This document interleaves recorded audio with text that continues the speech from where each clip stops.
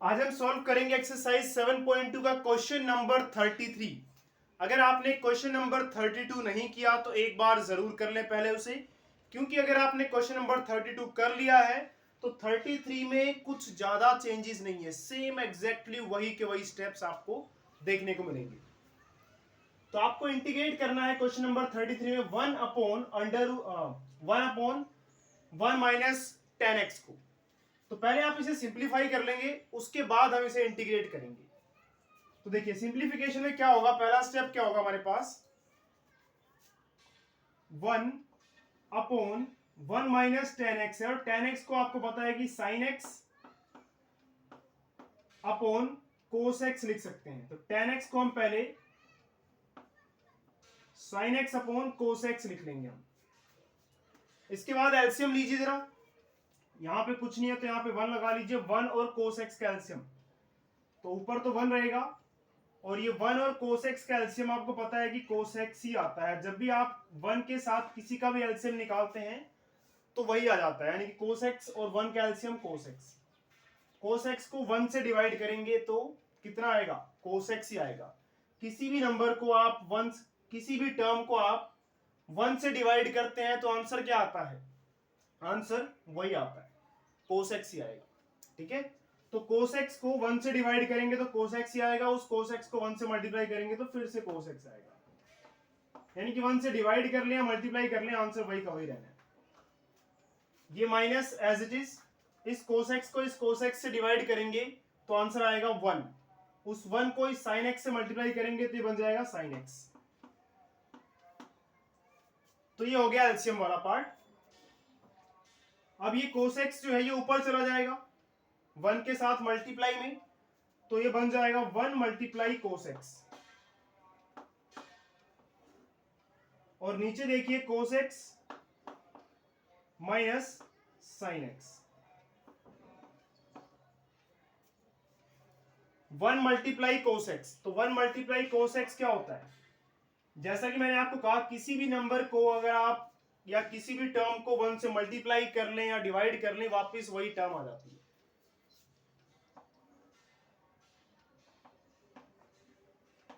cos x minus sin x। अब आप क्या करेंगे, 2 से मल्टीप्लाई और 2 से डिवाइड, ये स्टेप्स आपको याद रखने हैं जो भी बताए जाएंगे इस क्वेश्चन को सॉल्व करने के लिए। So divide and multiply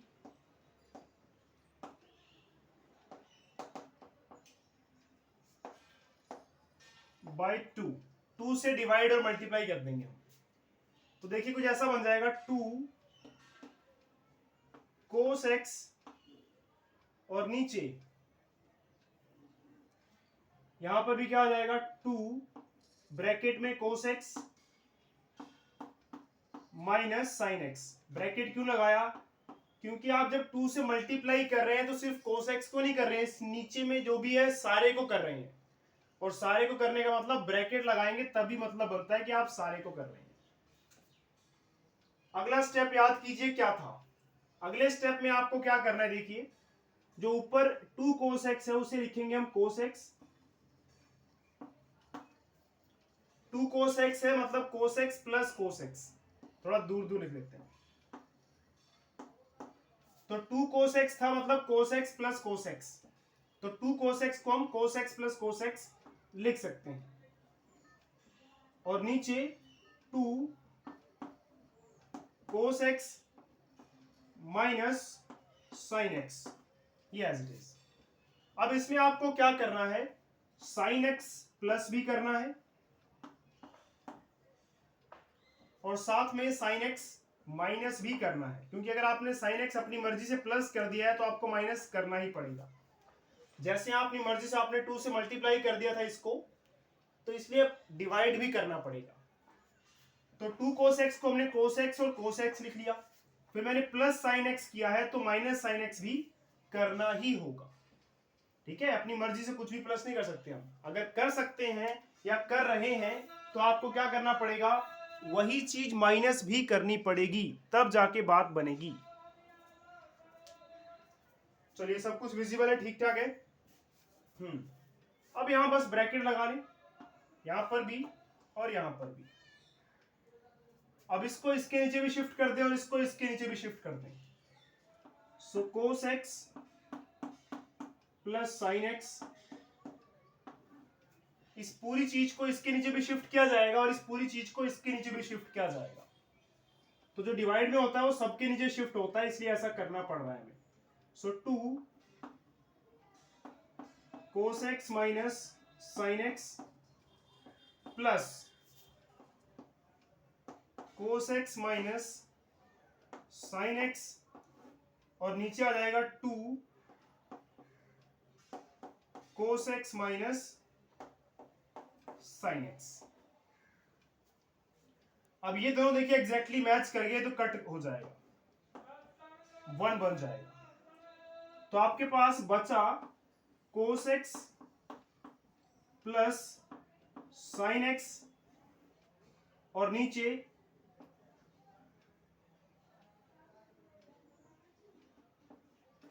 cos x minus sine x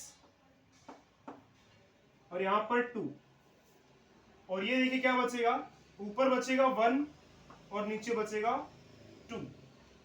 तो आपका जो क्वेश्चन था कुछ इस तरह से, उसको हमने सिंप्लीफाई किया और सिंप्लीफाई करने के बाद कुछ ऐसा बन गया। अब हम इसे इंटीग्रेट करेंगे।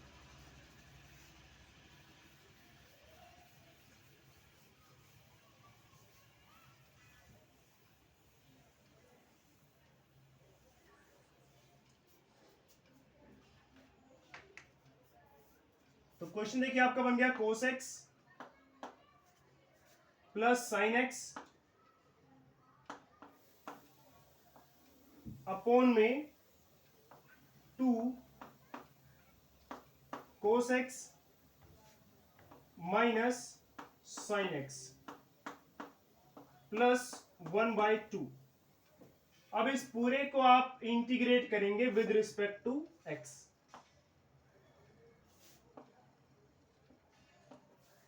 ये रहा।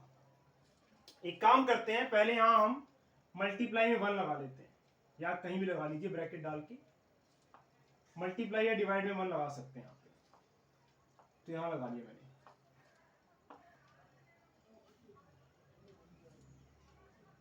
ये ब्रैकेट और ये 1/2 1/2।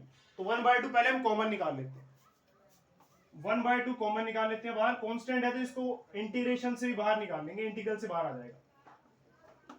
अब देखिए आपके पास है cos x plus sine x और नीचे है cos x minus sine x plus 1/2। तो बाहर कॉमन निकाल लिया तो ये 1/2 बाहर चला गया कॉमन यहां पे, तो यहां कुछ नहीं बचा, मतलब 1 बचा।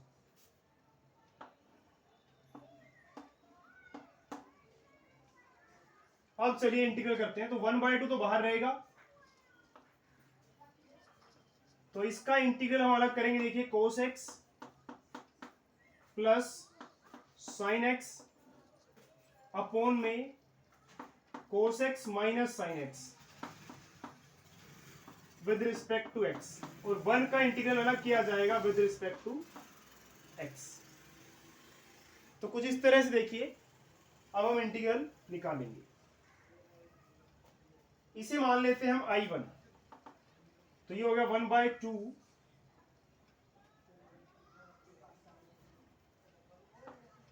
इस पूरे को मैं I1 मान रहा हूं, इस पूरे को इसे हम अलग से सॉल्व करेंगे। ये पूरा हमारा I1 हो गया, और इसका इंटीग्रल कर दीजिए। 1 का integral with respect to x, x आ जाएगा प्लस इंटीग्रेशन कांस्टेंट। अब हमें I1 की वैल्यू निकालनी है, तो चलिए I1 को सॉल्व करते हैं। अब अगर हमें I1 मिल जाएगा तो उस I1 को यहां पुट कर देंगे, इसको हम इक्वेशन नंबर 1 मान लेते हैं। तो इस इक्वेशन नंबर 1 में हमें क्या करना है, इसको हमने I1 माना है, इस I1 की वैल्यू आगे पुट कर देनी है निकाल के, और फाइनल आंसर आपके पास आ जाएगा। इसका इंटीग्रेशन करना था आपको, इसका इंटीग्रल निकालना था, तो इसका इंटीग्रल निकालने का मतलब ये पूरा ही आपको चाहिए था आंसर में, और इस पूरे में I1 आ रहा है, आपको आंसर में I1 नहीं छोड़ना, I1 की जो वैल्यू आएगी वो रखनी है। तो I1 देखिए है क्या, I1 हमने इस पूरे को एज्यूम किया हुआ है। सो इंटीग्रल का निशान है यहाँ पे cos x plus sin x upon में cos x minus sin x और यहां पे dx। नीचे वाले को टी पुट कर दें आप, so put cos x minus sin x is equal to t. दोनों तरफ डिफरेंशिएट कर दें,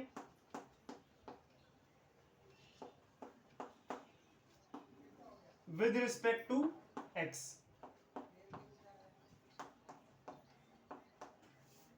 cos x का डेरिवेटिव करेंगे आप तो माइनस sin x आएगा, minus as it is sin x का डेरिवेटिव cos x आ जाएगा, is equal to d t by d x. Minus दोनों के पास है, माइनस कॉमन निकाल लेते हैं, तो माइनस कॉमन निकाल लिया, अंदर बचेगा sin x। जब ये माइनस यहां बाहर चला गया तो कोई निशान नहीं बच रहा, कोई नहीं बच रहा मतलब प्लस बचेगा, D t by d x. इसे ऊपर और इसे नीचे कर लीजिए, तो dx इज इक्वल टू आ जाएगा dt अपॉन में माइनस,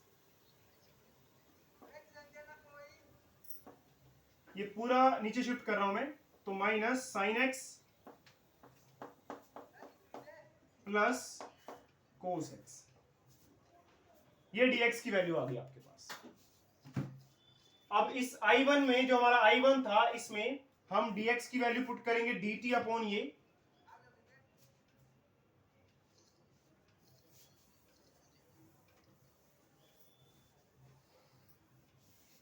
तो अब हम कह सकते हैं I1 बिकम्स, जो हमारा I1 है वो क्या बन जाएगा,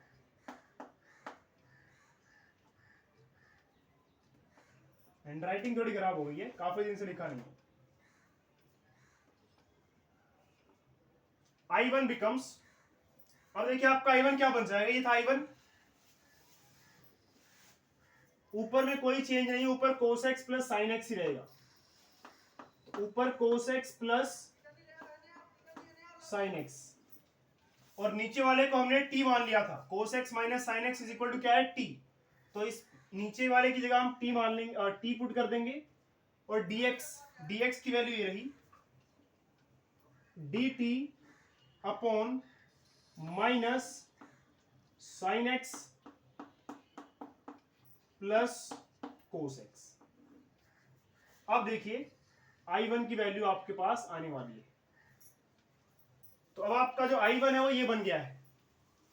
अब ये sin x plus cos x, ये भी sin x plus cos x है, प्लस में आगे पहले cos x लिख लें फिर sin x लिख लें, या sin x पहले लिख के cos x बाद में लिख लें, प्लस में आगे पीछे चलता है, यानी कि sin x plus cos x या cos x plus sin x एक ही बात है, इसलिए दोनों सेम है तो कट जाएंगे। तो ये आ गया हमारे पास, माइनस ये बाहर निकाल ले रहा हूं मैं, 1 बाई टी डी टी, और 1 बाई टी का इंटीग्रेशन करेंगे आप विद रिस्पेक्ट टू टी, तो क्या बनेगा, log मोड टी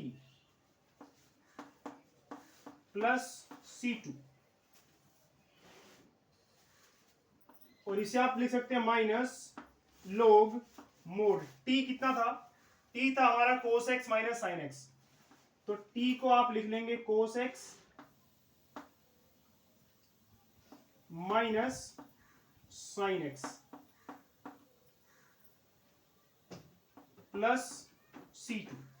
अब आपके पास जो I1 है, देखिए I1 ये बन गया है, यानी कि I1 की वैल्यू आपके पास आ गई है।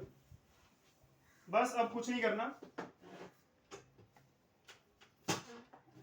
Put value of I1 in equation 1, जो हमने इक्वेशन 1 बनाई थी, इसमें ये जो हमारा 1 था जिसको हमने 1 माना था, इसमें पुट कर देते हैं I1 की वैल्यू। I1 की वैल्यू आ चुकी है, यहां पे पुट कर दीजिए, तो क्या आंसर बन जाएगा 1/2 I1 की वैल्यू ये रही minus log mode cos x minus sin x plus C2 plus x plus C1 और ये ब्रैकेट बंद। तो ये हमारा आंसर आ चुका है। आपकी बुक में जो आंसर है उसमें 1/2 को इससे मल्टीप्लाई कर दिया गया है। चलिए, तो C1 प्लस C2 मिलकर एक अलग से कांस्टेंट बन जाएगा। इस 1/2 को अंदर मल्टीप्लाई कर दें तो हो जाएगा -1/2 log mode cos x minus sin x, और इस 1/2 को x से मल्टीप्लाई कर देंगे तो x/2 बन जाएगा। 1 को x से मल्टीप्लाई करेंगे x और 2 एज इट इज, तो इस 1/2 को इससे मल्टीप्लाई भी कर दिया हमने और इससे भी कर दिया। तो ये आपका देखिए फाइनल आंसर आ चुका है, ये वाला, ये आपका फाइनल आंसर है। आपकी बुक में ऐसा लिखा होगा, पहले इसको लिखा होगा और फिर इसको लिखा होगा। तो मैंने क्या बोला आपको, प्लस या माइनस में आप किसी को भी आगे या पीछे लिख सकते हैं, बट उनके सामने के निशान सेम रहने चाहिए। x/2 आप पहले लिखेंगे तो x/2 प्लस का ही रहना चाहिए, ये बाद में लिखेंगे तो इसके सामने माइनस, तो आंसर में माइनस ही रहना चाहिए। मतलब साइन वही रखने होते हैं, चाहे किसी को पहले लिखो चाहे किसी को बाद में लिखो। तो ये आपका आंसर आ गया क्वेश्चन नंबर 33 का।